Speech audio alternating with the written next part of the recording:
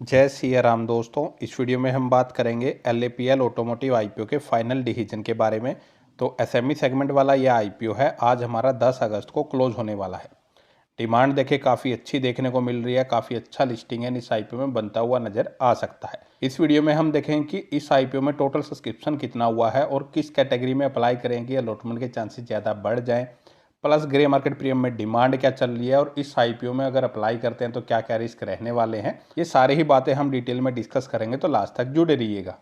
तो कंपनी देखें तो टोटल 32 करोड़ रुपए का इशू साइज लेके आई है, सारा का सारा फ्रेश इशू है। तो मतलब कंपनी के ऊपर ही पैसा यूटिलाइज होने वाला है। 94 रुपये इसका कट ऑफ प्राइस है। 1200 शेयर कंपनी एक लोट में ऑफर कर रही है। अलॉटमेंट की अगर बात करें तो 11 अगस्त को पता लगेगा। मेनली अगर देखें जो अलॉटमेंट की डेट होती है उससे नेक्स्ट डे मॉर्निंग में ही अलॉटमेंट का स्टेटस पता लगता है। लिस्टिंग की बात करें तो 13 अगस्त के दिन हमें मार्केट में होती हुई नजर आ सकती है। रिटेल कैटेगरी में 2 लॉट के लिए मिनिमम 2,25,600 रुपए की जो इन्वेस्टमेंट है वो आपको इसमें करनी पड़ेगी। बात करते हैं कि टोटल सब्सक्रिप्शन कितना हुआ है। करंटली अगर देखें लगभग 32 गुना के आसपास ये आईपीओ भरता हुआ नजर आ रहा है, जिसमें रिटेल कैटेगरी में ऑलमोस्ट 50 गुना के आसपास, एनआई में 31 गुना, क्यूआई में लगभग 3.5 गुना के आसपास। तो सबसे ज्यादा करंट में सब्सक्रिप्शन हुआ है वो रिटेल कैटेगरी में ही देखने को मिल रहा है। सबसे ज्यादा जो शेयर ऑफर किए गए हैं वो रिटेल कैटेगरी में ही ऑफर किए गए हैं। लगभग 11.5 लाख रिटेल कैटेगरी में ऑफर किए गए हैं। तो नंबर 1 पे अगर देखें अलॉटमेंट के चांसेज वो रिटेल कैटेगरी में ही सबसे ज़्यादा रहने वाले हैं। एनआई कैटेगरी की बात करें, यहाँ पे टोटल लगभग 5 लाख के आसपास शेयर ऑफर किए गए हैं। उसमें बिग एनआई की बात करें तो लगभग 3,30,000 और स्मॉल एनआई की बात करें तो 1,65,000 के आसपास शेयर ऑफर किए गए हैं। लेकिन काफ़ी कम चांसेज है कि इस आईपीओ में अलॉटमेंट मिलेगा, क्योंकि ऑलरेडी 30-32 गुना यह आईपीओ भर चुका है।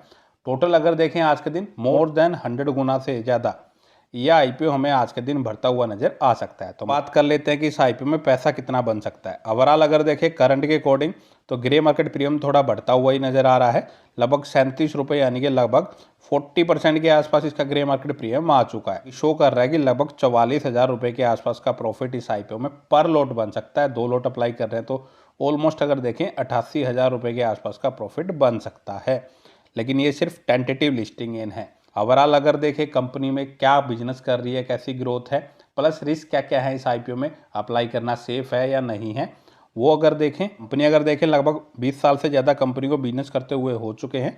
2004 में कंपनी की स्थापना हुई थी। ऑटोमोटिव कंपोनेंट्स एंड एक्सेसरीज की मैन्युफैक्चरिंग ये कंपनी करती हुई नजर आ रही है। महाराष्ट्र बेस्ड कंपनी है और मोर देन 85% से ज़्यादा जो कंपनी की इनकम जनरेट हो रही है वो महाराष्ट्र से ही जनरेट होती है। और कंपनी ने अगर देखें अपने बिजनेस प्रोफाइल को 3 सेगमेंट में डिवाइड किया है, lightning division, motor division, mirror division. Motor division से अगर देखें कंपनी की जो इनकम है लगभग 59% के आसपास जनरेट होती है। लाइटनिंग डिवीजन से अगर देखें 34% के आसपास। बाकी रिमेनिंग अगर देखें मिरर डिवीजन और अदर जो एक्सेसरीज वाला बिजनेस है वहां से कंपनी की इनकम जनरेट हो रही है। बिजनेस मॉडल ठीक ठाक है और काफ़ी ग्रोइंग बिजनेस है, क्योंकि लेकिन एसएमई सेगमेंट वाला आईपीओ है, रिस्क हमेशा ही रहता है। तो अपना रिस्क एनालिसिस जरूर कर लें अगर अप्लाई करने जा रहे हैं तो। फाइनेंशियल्स की अगर बात करें तो वहाँ पे ठीक ठाक ही नज़र आ रहे हैं, ज़्यादा हाई फाई भी नहीं है। 32 से 62 करोड़ के एसेट्स हुए हैं 3 सालों में। इनकम 62 करोड़ की थी, 24 में फिर 67 करोड़ और अब अगर देखें 94 करोड़। तो अगर देखें 2025 से 26 का कंपैरिजन करें तो वहाँ पे काफ़ी अच्छी ग्रोथ है। प्रॉफिटेबिलिटी की बात करें तो 2 करोड़ से बढ़ के 9 करोड़ के आसपास प्रॉफिट हो चुका है। डेप्ट भी है कंपनी के ऊपर लगभग 8 करोड़ के आसपास की और 16.5 करोड़ के आसपास के रिजर्व हैं। जो आईपीओ से पैसा रेज कर रही है कंपनी, अपनी 50% के आसपास लगभग 4.25 करोड़ के आसपास की डेप्ट की पेमेंट करने वाली है। बाकी 20 करोड़ के आसपास देखें अपना कैपेक्स करेगी कंपनी और बाकी जो पैसा बचेगा जनरल कॉर्पोरेट पर्पस के लिए कंपनी यूटिलाइज कर सकती है। डेप्ट इक्विटी रेशियो करंट में 0.83 का है, लेकिन जितना पैसा डेप्ट की पेमेंट करने वाली कंपनी वो कर देगी तो ये भी घटता हुआ नजर आ सकता है। तो वो इतना ज़्यादा चिंता का विषय नहीं है। अब बात करें वैल्यूएशन कैसी है, क्या लिस्टिंग एंड मिलने की उम्मीद है, तो वैल्यूएशन देखें तो रीजनेबल ही रखी है, ज़्यादा महंगी नहीं रखी है। हाँ 40-50% का लिस्टिंग एंड मिल जाएगा, फिर वैल्यूएशन हम सोच सकते हैं कि थोड़ा हायर साइड होने वाली है। लेकिन मेजर जो कंसर्न है जो एसएमई सेगमेंट में रहता है, मार्केट कैप काफ़ी छोटी है। प्री आईपीओ 85 करोड़ की वैल्यूएशन है और पोस्ट आईपीओ देखें 118 करोड़ के आसपास की। तो ऐसी छोटी कंपनियों में मेजर कंसर्न यही रहता है कि लिस्टिंग पे जो शेयर है वो सेल होने में काफ़ी इशू आ सकते हैं। वहाँ पे लिक्विडिटी ऑलरेडी काफ़ी कम होती है, प्लस ऐसी जो छोटी कंपनियाँ हैं पंप एंड डंप के चांसेस काफ़ी हो सकते हैं। क्या पता खुलते ही शेयर, लिस्ट होते ही शेयर लगातार अपर सर्किट भी लगाना स्टार्ट कर सकता है, या फिर बाद में अगर देखें लोअर सर्किट भी लगते हुए नजर आ सकते हैं। तो यही मेजर रिस्क इस आईपीओ में रहने वाला है। लिस्टिंग एन के हिसाब से बात करूँ 30-40% के आसपास का ग्रे मार्केट प्रीमियम के अकॉर्डिंग मिल सकता है लिस्टिंग एन। लेकिन लॉन्ग टर्म में अगर देखें एसएमई आईपीओ में काफ़ी ज़्यादा उतार चढ़ाव आते रहते हैं, कंपनियां डूब भी सकती हैं, वो एक मेजर कंसर्न रहता है। लॉन्ग टर्म का तो कोई व्यू नहीं रहता है एसएमई आईपीओ में।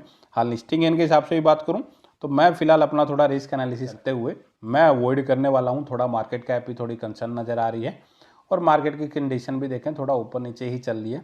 तो मैं अपने रिस्क एनालिसिस के चलते अवॉइड कर रहा हूँ। आप अपना कोई भी डिसीजन ले खुद से एनालिसिस जरूर कर लें कि अप्लाई करने जाएंगे या फिर अवॉइड करेंगे। तो इस वीडियो में इतना ही। अगर आपको वीडियो अच्छी लगे तो वीडियो को लाइक और चैनल को सब्सक्राइब करना ना भूलें। जय सिया राम।